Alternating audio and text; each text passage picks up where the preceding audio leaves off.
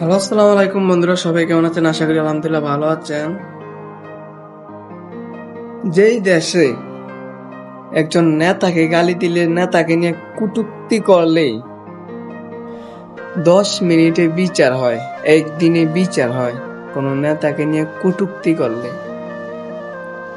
আমাদের বাংলাদেশে 100% থেকে 99% মুসলমান। এখন আমাদের মুসলমানের শত্রু ভাই কোন হিন্দু খ্রিস্টান না, বুঝছেন? মুসলমানের শত্রু মুসলমানরাই, বুঝছেন?